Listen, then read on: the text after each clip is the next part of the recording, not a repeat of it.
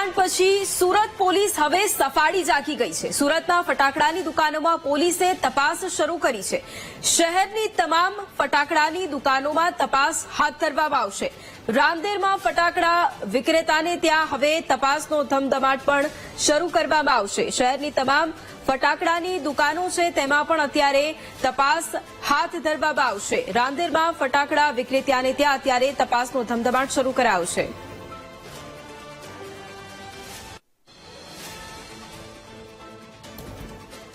માં બનેલી આગની દુર્ઘટના અને બ્લાસ્ટની દુર્ઘટના બાદ હવે સુરત પોલીસ પણ એક્શન મોડ પર આવી છે।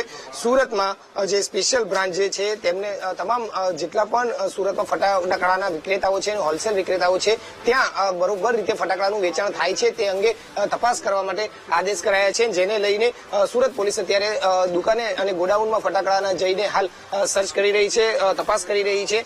સુરતના રાંદેર વિસ્તારમાં પણ 2 થી 3 જેટલા ફટાકડા વિક્રેતાઓ મોટા આવ્યા છે, જે 12 માસ ફટાકડાનું વેચાણ કરે છે અને તેને ત્યાં પણ અત્યારે પોલીસ જે છે તે ઓડિટ ચેક કરી રહી છે, તેના નિયમો મુજબ કામગીરી થાય છે કે નહીં અને ફટાકડાનું વેચાણ થાય છે કે કેમ તે અંગે તપાસ કરી રહી છે। તેના દુકાને જઈને તેના ગોડાઉનો પર અત્યારે પોલીસ દ્વારા અત્યારે સર્ચ હાથ ધરાયું છે।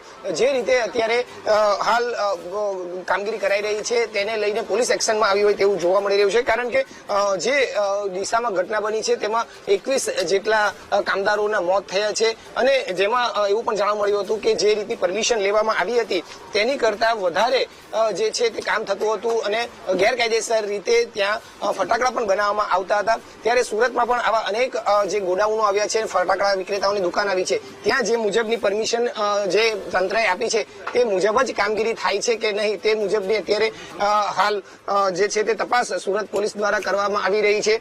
જે રીતની પરમિશન મળી છે તે પરમિશન મુજબ જ હાલ અહીં સ્ટોક પણ રાખવામાં આવ્યો છે કે નહીં તે મુજબની પણ તપાસ હાલ અહીં કરાઈ રહી છે। અત્યારે સુરતના રાંદેર વિસ્તારનો આખો પોલીસનો સ્ટાફ જે છે તે જુદી જુદી ફટાકડા વિક્રેતાઓની દુકાનને ત્યાં સર્ચ હાથ ધર્યું છે અને તમામ બાબતે અત્યારે તપાસ કરી રહ્યા છે। જે રીતનો સ્ટોક જે છે તે રાખવામાં આવ્યો હોય અને જે પરમિશન મળી છે તે મુજબનો સ્ટોક રાખ્યો છે કે નહીં તે અત્યારે જોવા મળી તે રીતે તપાસ કરાઈ રહી છે।